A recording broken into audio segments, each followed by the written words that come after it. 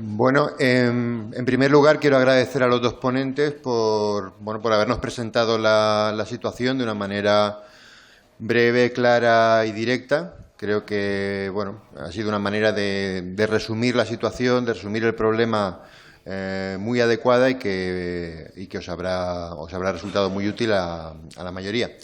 En todo caso, si tenéis alguna duda, si tenéis alguna pregunta o alguna cuestión que formular, este sería el momento. Así que... Buenos días. Felicitamos a los dos por la explicación que ha sido muy clara. Y voy a hacer dos preguntas para la persona.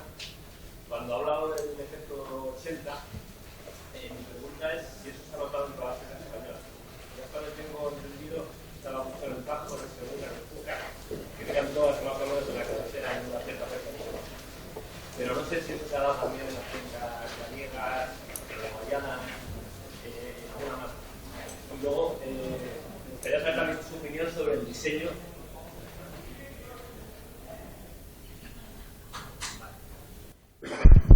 Y mi segunda pregunta sería sobre el diseño de los SAIs. Los SAIs se hicieron en una época en que se cae la presa de Tous, tiene una serie de condicionantes, estuvieron muy claramente por la seguridad, luego mucho por los recursos hídricos para el reparto, pero ahora mismo en la cuenca del Segura estamos absolutamente ciegos en cabecera. O sea, tenemos una estación en el río Mundo, en Lietor, y luego en el Segura tenemos un tramo de unos 100 kilómetros en los que solamente tenemos los datos del embalse de la Fuensanta. Entonces, usted ha incidido mucho en que faltan datos y falta... El diseño ahora mismo de los SAI yo creo que nos imposibilita saber nada de cambio climático en las cabeceras de los ríos durante mucho tiempo, al menos en el Segura. Entonces... vamos a preguntarle si cree que eso es importante o cómo podríamos solucionar rápidamente, de alguna manera eso. Gracias. Bueno, respecto a la primera cuestión, efectivamente el efecto 80 se detecta en varios sitios, no solamente en una estación, ni siquiera en una cuenca. Si fuera una sola estación o incluso se podría atribuir a muchas causas, pero no.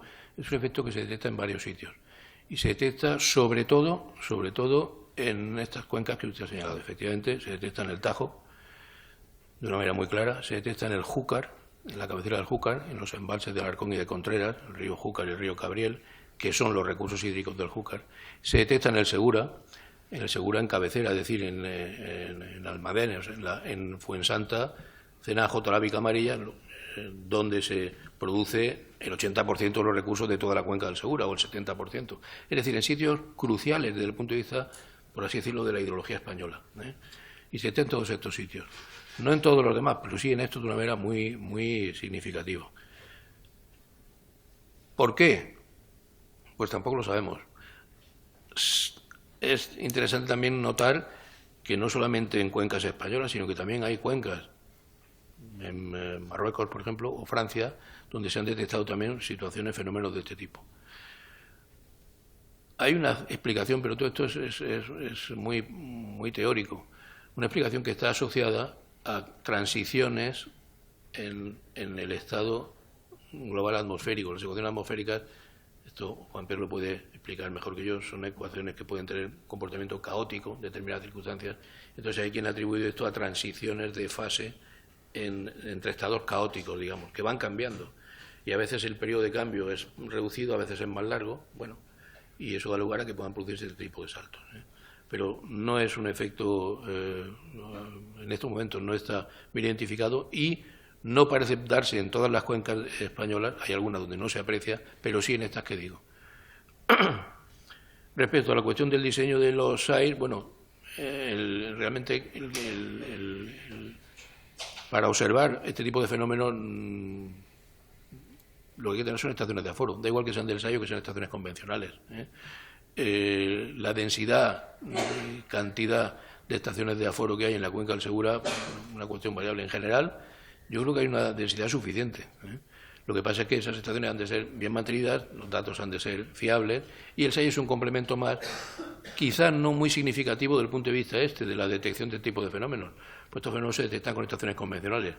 La característica que tiene el SAI es que el periodo temporal de medición es muy reducido, es de minutos, mientras que las observaciones regularmente se vienen haciendo a escala diaria.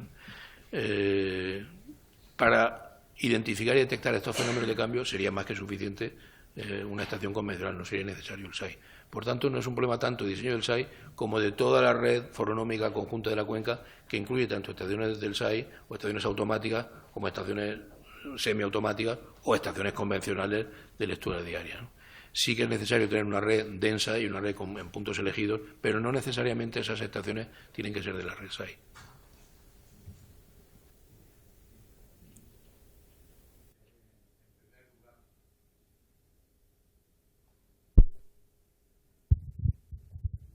Bien, en primer lugar, felicitar a los dos ponentes porque han sido dos conferencias técnicas, muy técnicas. No ha habido pretenciosidad de ningún tipo, porque todos sabemos que este tema, pues desgraciadamente se ha politizado y entonces pues mal vamos si queremos arreglar un poco todo esto. La segunda observación es el título. El título de cambio climático a mí no me gusta.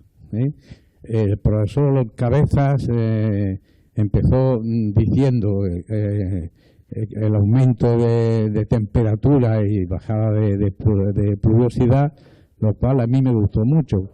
Pero después también ha intercalado algunos cambios climáticos. Pero bueno, me parece que por lo menos alguien diga calentamiento global, ¿no? Eso en cuanto a observaciones. Luego quiero también ahuyentar un poco el pesimismo que hay con esto de calentamiento global. No es que quiera yo dar una alegría a los demás, es un tema importante que tenemos que mimar, ¿no? Incluso, ¿no? Pero, bueno, eventos de este tipo los hemos tenido a lo largo de la historia. Entonces, sabemos que hace 5,5 millones, pues el mar Mediterráneo se secó por completo. O hace 65 millones de años cayó un meteorito en la península de Yucatán y se desaparecieron pues el 90% de los seres vivos, ¿no? Entre ellos los dinosaurios. Entonces, tenemos las glaciaciones, es decir, sin irnos tan lejos. Es decir, que como decía el profesor Cabeza, y digo, profesor, esa sería la tercera observación, porque aquí aparece solamente doctor, y yo creo que la han evaluado o no se ha puesto bien en la universidad, aunque como ustedes han observado es un gran didacta, ¿no? Eso no es posible. Es decir, que es profesor doctor, igual que el profesor doctor Juan Pedro Montalve. Y luego me ha gustado mucho por el profesor Montalve la palabra incertidumbre que ha dicho, pues yo lo he contado hasta 8 veces, ¿no? Entonces me parece interesante porque hay mucha incertidumbre en todo esto y no se puede afirmar como hay algunos que ya afirman con toda rotundidad. Y Máximo ha hablado de los modelos, que todos sabemos los modelos, las limitaciones que tienen, ¿no? Y bueno, pues nada más, quería hacer esas observaciones. Gracias.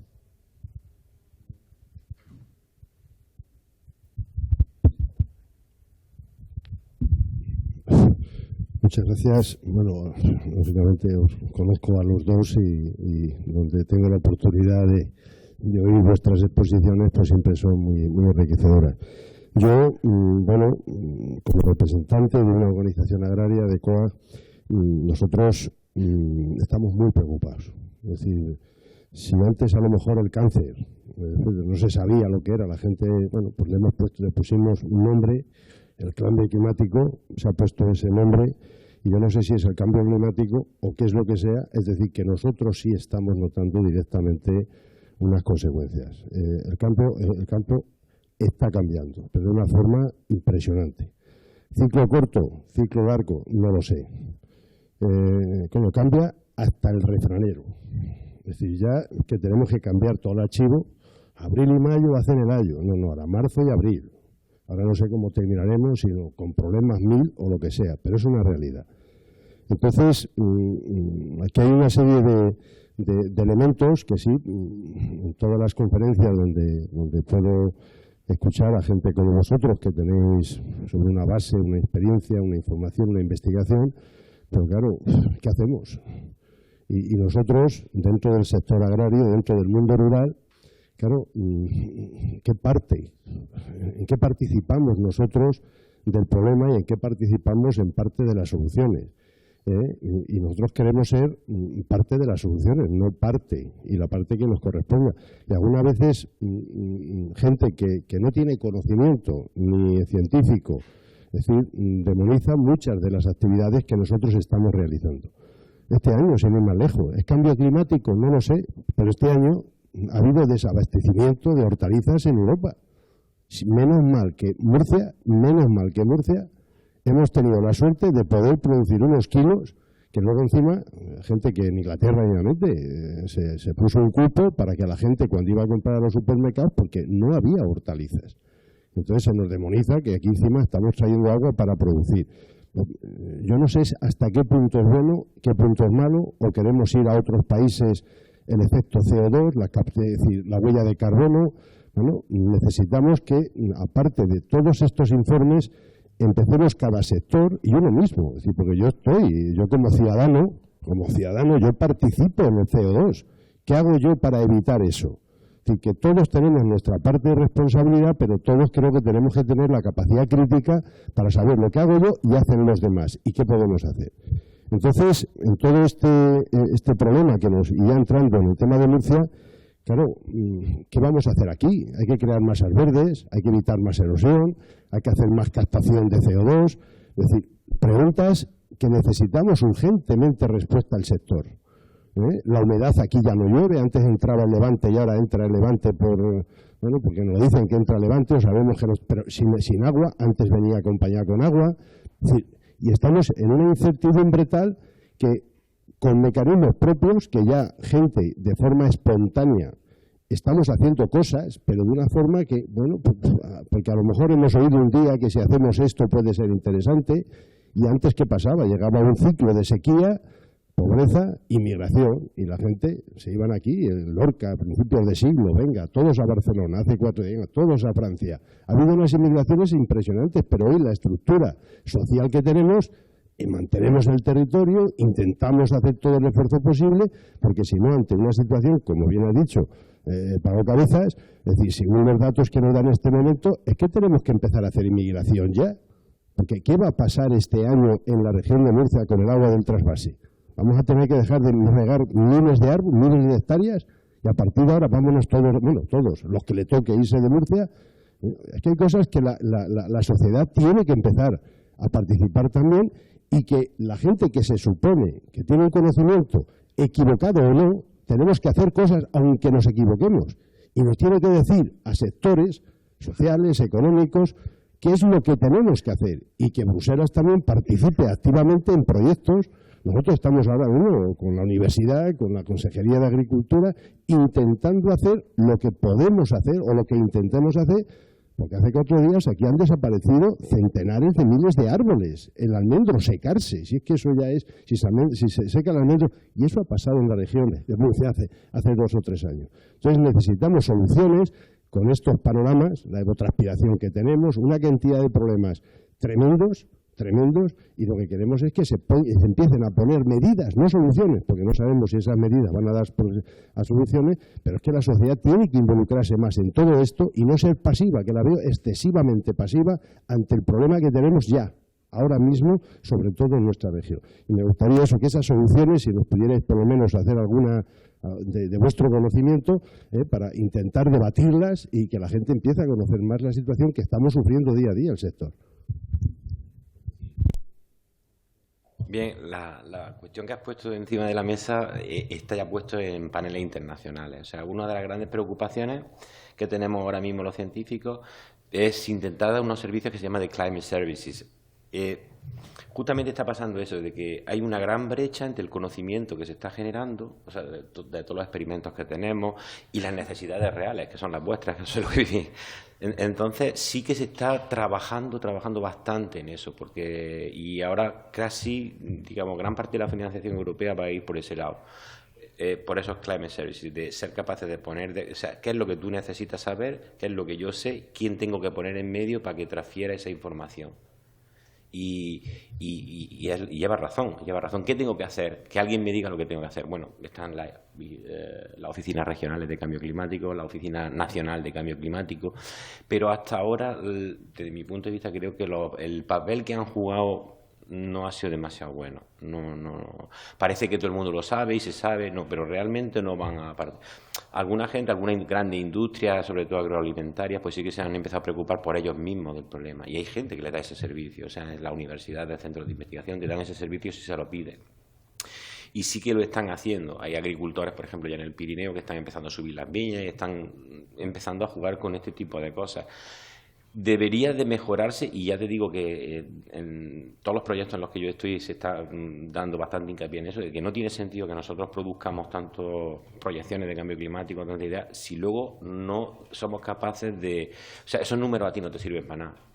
A ti lo que te sirve es, oye, ¿qué es lo que tienes que hacer? Darte una razón. Y se está trabajando bastante en ello. Y hay que reconocer que todavía estamos atrás en ese asunto, en esa conexión entre lo científico y lo realmente útil, ¿no? O sea, y la sociedad base.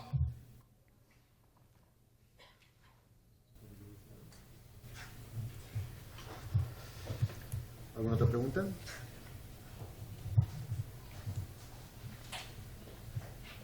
A mí me gustaría preguntaros un poco a los dos si pensáis que puede haber un poco todavía, puede haber un cierto espacio para reducir las incertidumbres, aumentando la investigación, mejorando el conocimiento de la física, mejorando el desarrollo de la capacidad de los ordenadores, todas estas cuestiones, o es ya una cuestión puramente de aleatoriedad de los sistemas. No, todavía estamos muy lejos de la perfección, todavía en clima se trabaja cada día en eso, en reducir la incertidumbre. El trabajo a ver si la incertidumbre pasa de 3 grados, a ver si puede pasar a 2 grados. O sea, se está trabajando muchísimo en eso. La física todavía es muy mejorable en los modelos.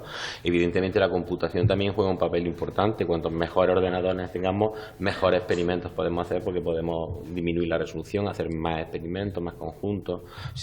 Hay mucho por hacer todavía. Claro. ¿Y se podría dar algún tipo de, no sé, de proyección de si es posible mejorar, o sea, si se van a mejorar, si se van a reducir las incertidumbres en un plazo razonablemente corto de tiempo? Cada día se están reduciendo. Cada día. O sea, se va avanzando. O sea, la incertidumbre, seguramente que hay hasta algún artículo que he leído por ahí que hay hasta límites teóricos de hasta dónde podemos llegar, ¿no? Pero sí que estamos bastante lejos de esos límites teóricos. Sí, bueno, yo coincido con lo que dice Juan Pedro, pero hay una cuestión que a mí me parece fundamental, y es que los avances de la computación, los avances de los algoritmos, los refinamientos de los modelos, choca siempre con un muro duro y resistente, que es la calidad y disponibilidad de datos. Nosotros no podemos construir modelos si no tenemos datos fiables y abundantes. Si tenemos datos regulares, medio inventados, pues nos inventaremos unos modelos estupendos, pero será inventado. El avance fundamental en el aspecto en hidrología se producirá de la mano de un aumento significativo de la cantidad y calidad de datos disponibles, más que por avances de la computación o por avances de las propias técnicas numéricas o matemáticas de los modelos. Si se producen avances importantes, que estoy convencido que se producirán, será por ese camino. Sí, estoy de acuerdo contigo. O sea, de hecho, nosotros hemos hecho algún trabajo también en el que hemos visto que utilizando diferentes bases de datos observacionales, los resultados se modificaban también. O sea, a veces se piensa uno que lo que se está midiendo siempre bien, y que va. Cuando echan mano de los datos, pues uno puede encontrar verdaderas variedades. Una pregunta. Paco, uno de los principales problemas que, claro, lógicamente cae por su peso es, apuntada desde la perspectiva de la hidrología, es la dificultad de los sistemas médicos, ¿no? El aforo, la precisión, pues, los elementos antropógenos o cualquier otra naturaleza que puede afectar. ¿Qué se puede hacer para ayudar un poco, cercenar un poco esa variabilidad o esa vulnerabilidad que puede representar ese sistema para analizar y para establecer esa afección general a la ideología, para hacer esas predicciones que con las incertidumbres que podemos tener, ¿cómo se puede luchar contra eso? Como antes decía, mejorando la cantidad y calidad de los datos disponibles, midiendo más. Hubo un momento en todo esto en que el desarrollo de la computación creó una especie de ilusión de conocimiento. Como las cosas se presentaban en colores y se presentaban en 3 dimensiones y se movían, se creó una especie de figuración de que había conocimiento de las cosas detrás de todo eso. Y lo que había era colores, no había conocimiento verdadero. Entonces se produjo un salto en un momento determinado en el que, de tener muchos datos para la capacidad de cómputo que se tenía en aquel momento, pensar que este florecimiento de los ordenadores y todo esto es una cosa reciente. Esto tiene 2 días. Hasta hace 4 días no había nada. Vamos, la regla de cálculo a quien lo manejó todavía de los que están por aquí. Y esto se hace muy poco tiempo. Se pasó de tener muchos datos que no se podían manejar. Por ejemplo, fijaos en lo que estamos hablando, series hidrológicas. Una serie hidrológica diaria era ingobernable, eso no se podía manejar sin ordenadores. O sea, a ver qué cogías el libro, empezabas a copiarla, y ¿qué hacías? La media, si es que no podías ni la media. Vamos, no podías, era laborioso, unos cuantos miles de números a mano, sin ningún recurso técnico. Eso ha sido la historia de la hidrología hasta hace 4 días. Había, por así decirlo, demasiados datos para la capacidad que había de manejarlos. Pero eso, de repente se produce una involución, pero una involución hace 30 años, podemos decir. Y es que es al revés. Hay mucha más capacidad de manejar datos que los datos de que se disponen. Entonces ahora estamos en la situación en la que hay que procurar acercar la disponibilidad de datos a la capacidad de proceso que se tiene. Y han surgido nuevas fuentes de datos que en hidrología eran inexistentes. Todos los temas relacionados, por ejemplo, con sensores remotos, con teledetección, amplísimo uso, radares, por ejemplo. Eso son cosas hoy habituales y que hace unos cuantos años no es que no se utilizaban, es que ni existían. Entonces se ha producido una especie de vuelco por el cual la capacidad de cómputo que había, de manejo de datos, era notoriamente inferior a los datos de que se disponía, y ahora sucede al revés. Por así decirlo, tenemos hambre de datos, o sea, podemos digerir, masticar y procesar muchos más datos de los que realmente tenemos. Entonces yo creo que las mejoras fundamentales se producirán desde el punto de vista del medio natural y de las afecciones de los sistemas de recursos hídricos por una intensificación en el número y calidad de los datos que se van a manejar.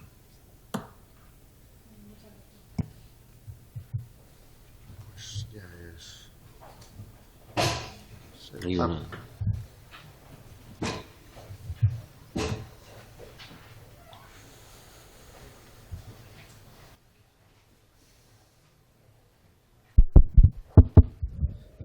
Buenos días.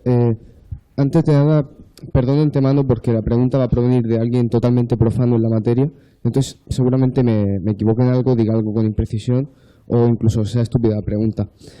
Pero se ha mencionado que el aumento de temperatura podría dar lugar a una fusión adelantada de las nieves y que en vez de producirse en una época estival o primaveral, esta podría tener lugar en febrero o incluso en enero. Con lo cual, podríamos decir que en aquellos ríos, no sé si es así, pero que tengan régimen nival y que por lo tanto su caudal en otoño e invierno provenga de las lluvias, pero que en verano y primavera provenga precisamente de esa fusión, si la fusión nival se adelanta, tengamos, por así decirlo, inundaciones en invierno, dado que se juntarían las lluvias torrenciales además con la fusión adelantada, y que sin embargo en verano el río esté prácticamente seco debido a que esa fusión ya se haya producido. Pues no solamente eso puede suceder, sino que eso ha sucedido. Incluso yo creo recordar que hay casos documentados de eso que está diciendo. Efectivamente, eso puede suceder. En España no es frecuente, porque en España no hay grandes ríos nivales, pero en Europa sí. En Centro Europa hay muchos ríos con una componente nival muy significativa, ¿no? Entonces, en esos ríos con una componente nival significativa, o en Estados Unidos, por supuesto, muchos, ¿no? Esos ríos donde la componente nival es muy significativa con respecto a los caudales totales que circulan, la modificación, la alteración del régimen nival puede influir tanto en la modulación de los ríos y hacer que en verano, efectivamente, sus caudales disminuyan notoriamente, como que se superpongan los efectos inducidos de una crecida de origen nival por fusión de nieves a los efectos de una crecida de origen pluvial como consecuencia de lluvias de alta intensidad, y el efecto se puede sumar. Eso no solamente puede suceder, sino que eso sucede.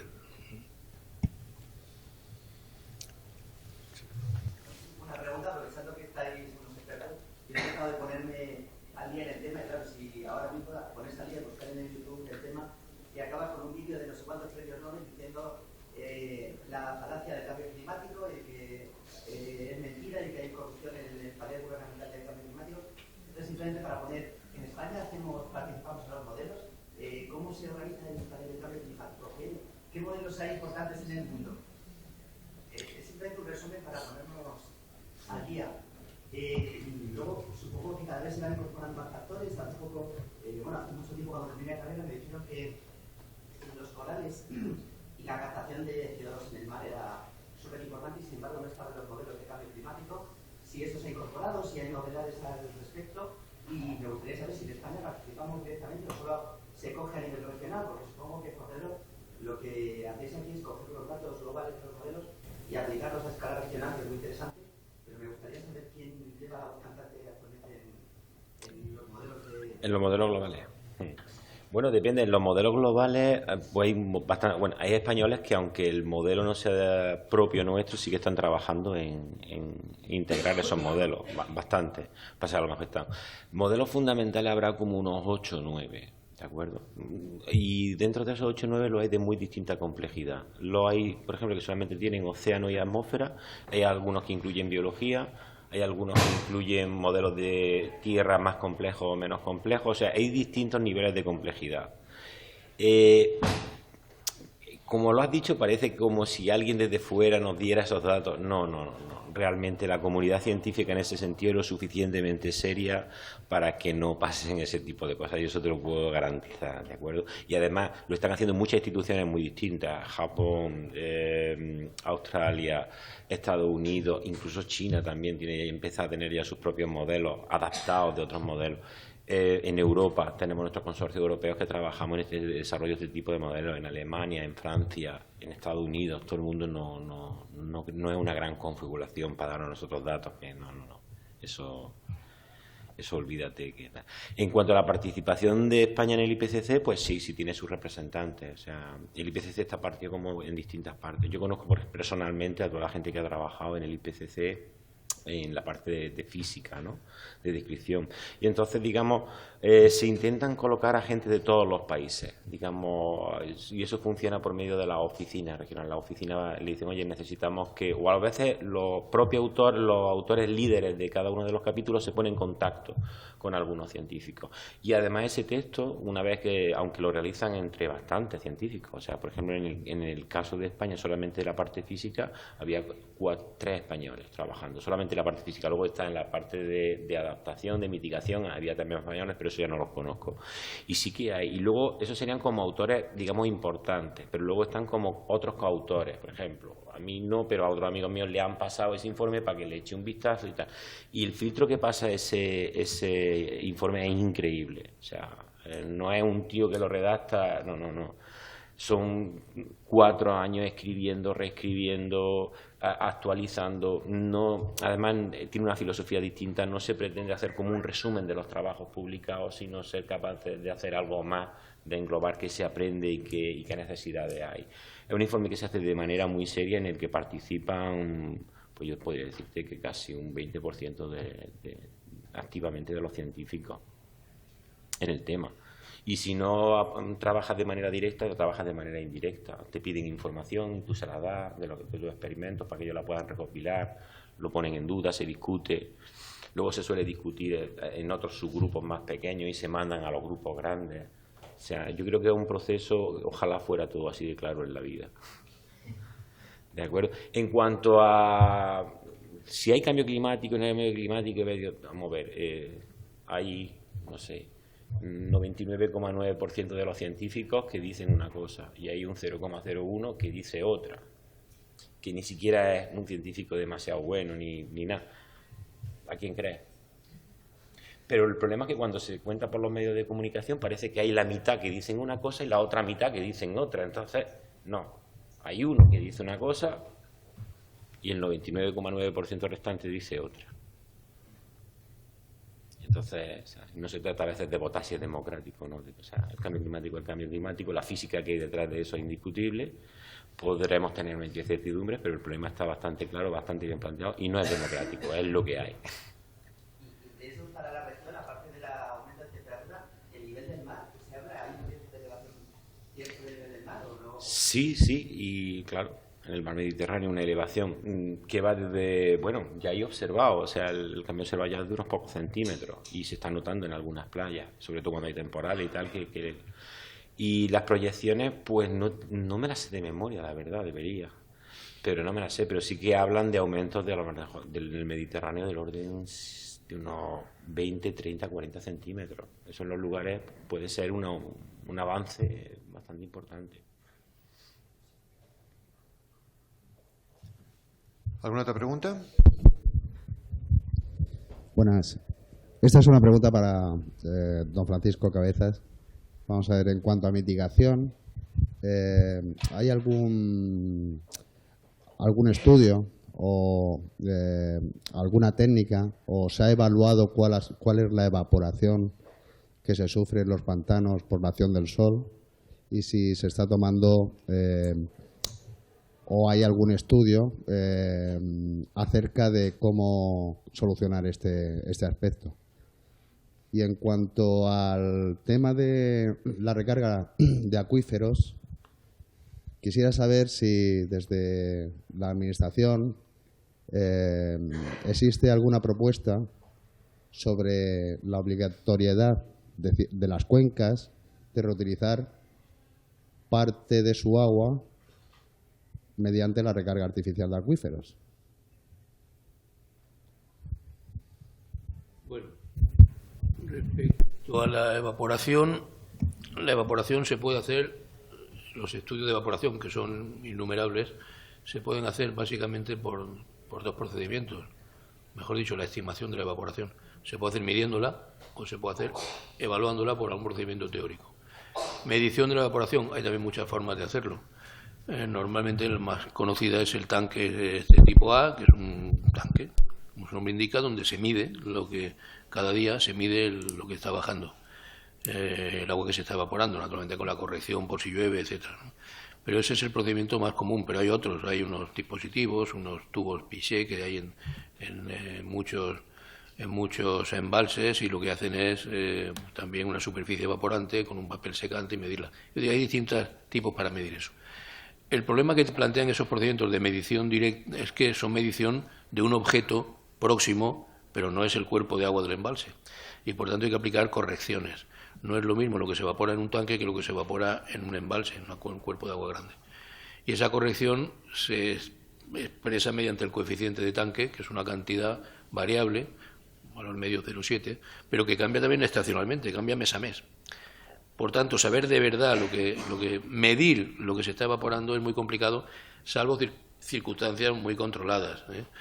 En un embalse medir lo que se está evaporando no se puede medir porque lo que se puede medir es la variación de nivel. Pero la variación de nivel está afectada por entradas, por filtraciones, por ejemplo, acuíferos. O sea, el balance global es difícil de establecer y es difícil separar la componente de la evaporación de otras. Y por tanto, la medición de la evaporación es complicada. Se hace siempre en aparatos, en dispositivos próximos y se extrapola al cuerpo de agua.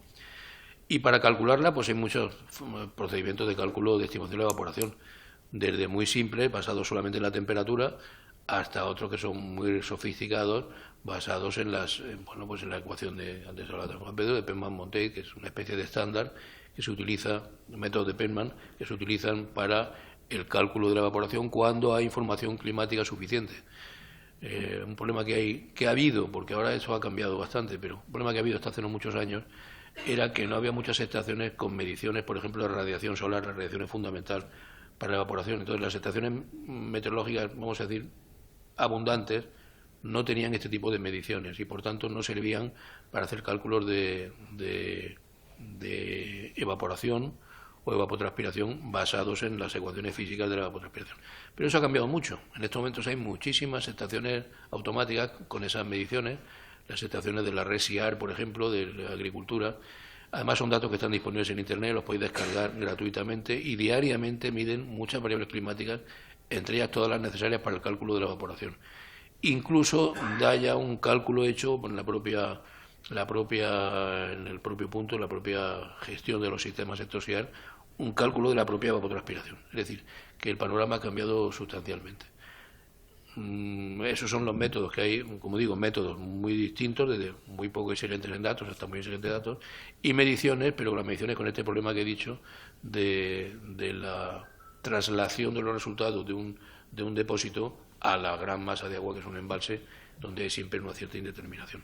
Luego hay otros métodos indirectos, en fin, pero básicamente son esas dos técnicas las que se utilizan.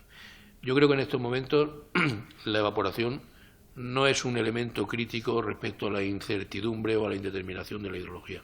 Es decir, hay otros elementos hidrológicos menos conocidos que la evaporación, y la evaporación no introduce, digamos, fuentes de ignorancia apreciables en relación a otros elementos del ciclo que son bastante peor conocidos. Bueno, como vamos ya un poco mal de tiempo, vamos a dar por concluido el debate. Ahora tenemos una pausa y luego continuaremos a las 12. Continuaremos con 12 y algo, continuaremos con el acto.